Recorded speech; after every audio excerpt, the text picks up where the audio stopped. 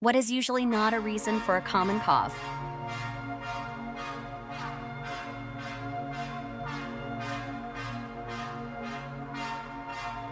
Which part of the body is primarily involved in the act of coughing?